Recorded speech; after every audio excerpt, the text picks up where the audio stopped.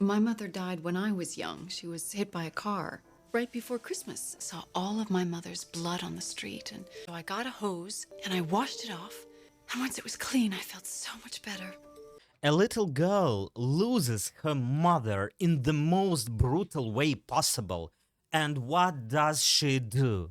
She doesn't collapse. She doesn't cry in someone's arms. She takes a garden hose and scrubs her mother's blood off the road.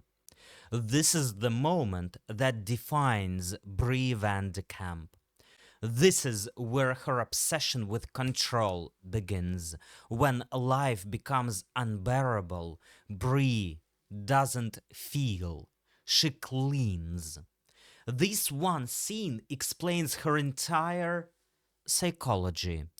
Trauma doesn't disappear, it changes shape. For Bree, grief was transformed into ritual.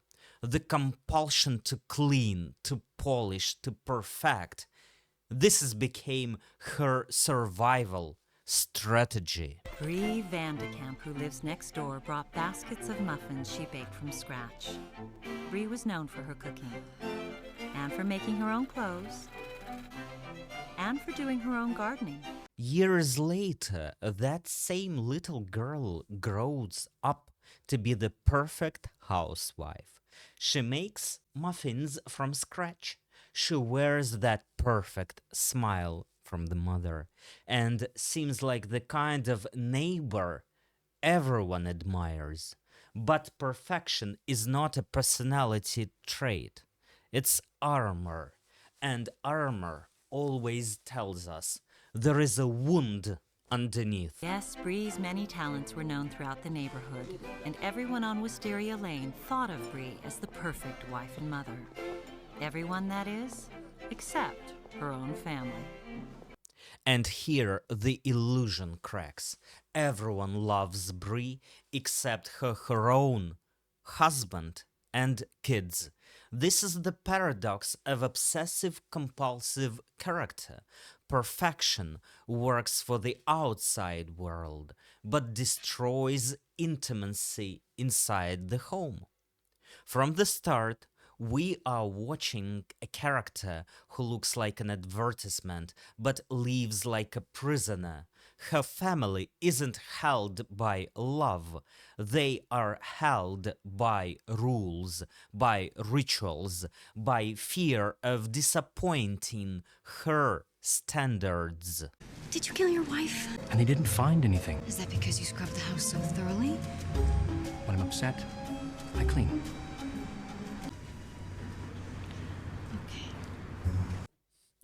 And we see this even in her new family. This line from Orson sounds innocent, but if you know Bree's history and story, it's chilling. Bree does the same. For Bree, cleaning is not a chore, not even a preference.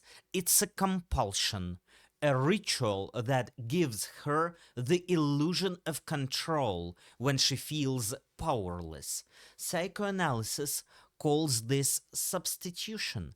Unbearable emotion gets replaced with action. Instead of rage, she scrubs. Instead of grief, she polishes. And it works, at least on the surface. Bree looks perfectly composed, but the cost of that calm is enormous. She doesn't just repress her feelings, she cuts them off completely. Where's the woman I fell in love with? Who used to burn the toast and laugh? I need her, not this cold, perfect thing you've become. And of course, her husband Rex feels that and sees that.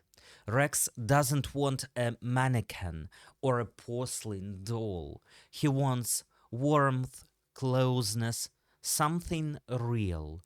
But Bree cannot allow that, because her vulnerability reminds her of chaos, of blood on the road, of a world spinning out of control. She is capable of love, that's no doubt, but there is so much vulnerability inside of her that it is stronger than her desire for intimacy. So she doubles down on the mask.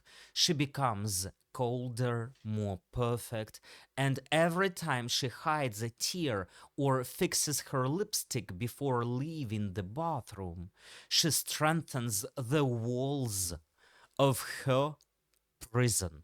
Bree sobbed quietly in the restroom for 5 minutes. But her husband never knew, because when Bree finally emerged, she was perfect. This image captures Bree's defense better than any theory.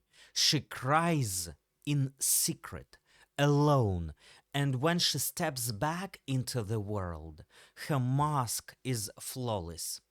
This is what psychoanalysis calls isolation of effect. Please do remember this defense mechanism, an isolation of effect. This is the feeling when the feeling is sealed off, locked away, and never shared. And the more disciplined, developed the mask, the lonelier Bree becomes. But Bree didn't invent this strategy. She learned it. I think you're old enough to learn about the mask. It's the face you wear when you don't want people to know what you're feeling. All well-brought-up women conceal their emotions. It's very useful, especially when dealing with men. If a man knows what you're thinking, it gives him power over you. This is the most tragic part. Bree's mother taught her that emotions are unsafe, especially in relationships with men. So she grew up believing that hiding is better than feeling, that smiling is safer than crying, that order is more valuable than love. And she passes this same mask onto her own children. The trauma becomes transgenerational, but no mask is perfect forever. Rex once again breaks through it with cruel clarity. After all these years, you don't think I can read you? So you admit you're angry. You put on this plastic face to keep me in the dark about what you're really feeling. And I walk around on eggshells for days not knowing which end is up. Plastic face. That phrase hurts, don't you agree? Because this phrase tells us how far Bree has gone, how strong is her trauma. She is no longer just perfect, she is artificial. Her husband doesn't see authenticity, only plastic. And this is the curse of her defense. The more she tries to protect herself from chaos, the more she loses love in herself. Why does she keep doing it? Because underneath the trauma lies something even deeper: guilt. The feeling of guilt. Bree had spent most of her life feeling guilty. She felt guilty about not getting straight A's, guilty about letting her boyfriend go to second base, about taking 3 weeks to get out her thank you cards. For psychoanalysts, guilt is one of the strongest forces in all neurotic personalities actually, but specifically in obsessive compulsive personalities. It's the engine that drives the perfection of such people as Bree Van de Kamp. The inner voice says, if I'm flawless, maybe I'll finally be good enough. If everything is under control, maybe the chaos won't return. But perfection doesn't heal guilt, it only hides it. And that's why Bree Van de Kamp remains such a powerful character. She embodies the tragedy of trauma turned into ritual. She shows up how a little girl unable to grieve her mother, grows into a woman who scrubs her house instead of facing her pain.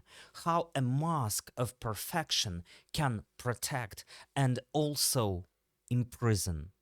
Bree isn't just the perfect housewife.